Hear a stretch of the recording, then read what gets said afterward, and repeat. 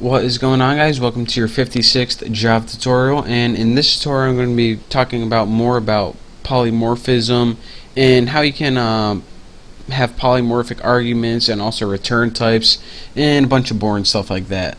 But I'll try to make it a little exciting, and maybe I'll tell a funny story. Maybe I won't. I guess you guys are going to have to wait and see. If you've been following my tutorials, the first thing you probably noticed is I made a new class called Fatty. And we need to build this class to demonstrate what Fatty can do to food, tuna, and pot pie. If you haven't guessed, he's going to be eating these classes, because fatties love food, tuna, and pot pie. Trust me, I know firsthand. I'm fat. I love them. So we made this Fatty class. Now let's go ahead and make a simple method in here. It's going to do public void digest, which pretty much means eat. But we can't have eat tuna because eat is already method in here. So we're going to have digest, and as a parameter is going to take a food object. So let's go ahead and type food x, and now we can go ahead and do something with that object. Let's tighten that up a bit. That's what she said. So now we're going to pass in a food object, and when we pass in a food object, we're going to take that object, which is now named x, and we're going to call the eat method to that, and bam, that's all we're going to do. So here's what we can do right now. For example, if we had a food object named Bucky, we can pass in the name Bucky, and then it's going to say, alright, whenever we call Bucky.eat, it's going to say this food is great. So whenever we pass in a food object, it's going to call that food method, which is eat right here.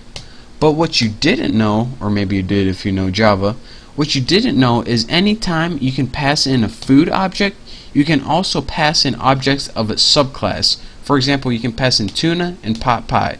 So since this object, or excuse me, this method has the privilege of accepting a food object as its argument, it can also accept any subclasses such as tuna and pot pie.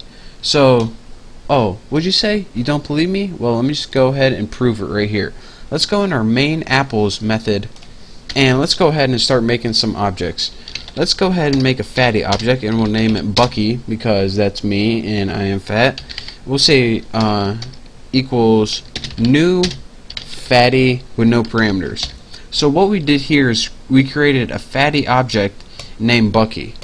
And let's go ahead and now, once we can use this fatty class, let's go ahead and give us a way to use the food objects.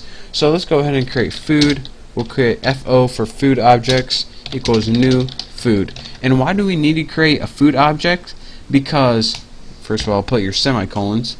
Get out of my way, box. That's what he said. And I crack myself up sometimes. And why did we need to create this object for food? Well, because this method takes an argument that's a food object, so that's why. So now let's go ahead and call this. With our fatty object, which is Bucky, because I'm fatty, we'll put Bucky.eat right there. And now let's go ahead and as our argument, remember, or excuse me, that's digest, isn't it? And as our argument for the digest method in our Bucky object, it takes one food object. So we only have this object right here, FO. So let's go ahead and pass that in and see how it works. Okay, run that baby. And it says, this food is great. Wow, that food must be great. Wonder what it is. Probably double cheeseburgers, you fat piece of oh, sorry. And anyways, now you pretty much know how you can pass in objects in the methods. But wait, Bucky, you said that you can pass subclasses in as well. Well, I didn't lie. Anytime you can pass a food object in as a method, as an argument, you can also pass the subclasses, which are in this case tuna and pot pie. So for example, we have this fatty digest method that takes a food object as its argument, but food also has the subclasses of pot pie and tuna. So let's go ahead and make a food, let's name it PO equals new food. Get out of here, and bam, just like that. So not only can we pass in this superclass of food object, we can also copy this because we're lazy, and we can also pass in this object PO, which would be the pot pie. So let's go ahead and run this, and it'll be new pot pie like that. And let's run it and see what we got. This food is great, this pot pie is great. So what point am I exactly trying to make? Well, what we did right here is this. We created an object named Bucky so we can use all the stuff in this fatty class right here. And the only thing is this digest method, so you know, we don't have a whole lot to work with here. We also created a new food object because this digest method, it took a food object as its argument. Now after that we created a pot pie object. Now this pot pie object is a subclass of this food superclass. So anytime this digest method can take a food argument, it can also take a tuna or a pot pie argument as well. So then I proved that to you guys because I know I'm a liar and I had to prove it to you guys.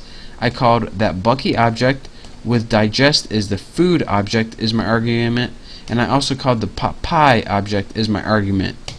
So that is pretty much a way that you can have polymorphic arguments, and you can also have polymorphic return types in the same way. So we just went over arguments right here, but you guys can figure out just return any other one if you want. So that's that for this tutorial. Hopefully you guys learned. If you didn't, then you know, I don't know what else to do. Watch the rest of my tutorials, I guess. Oh, disgusting story. I told you guys that. I'll tell you. One of my friends, she went to a well, I don't want to say the name of the restaurant, but she went to a fast food restaurant before, and she got this chicken sandwich, and she bit into it, and it was like creamy in the inside, and she's like, oh cool, like a new cheese on the inside. Must be like a cheese filling or something like that. It tastes like blue cheese or something. Well, anyways, she ended up getting food poisoning, and they found out that in the center of the chicken, it wasn't a filling, it was actually pus in the center of the chicken. So when she bit into it, pus burst out, and she thought it was filling, and she just ate it anyways, and yeah, she got food poisoning. So if you think that's disgusting, leave me a comment, and if you never want to eat a chicken sandwich again, then I don't blame you. But it wasn't from McDonald's or Wendy's, so you guys are still good to eat there. So in any way, thank you guys for watching. Hopefully you enjoyed my disgusting story and my tutorial.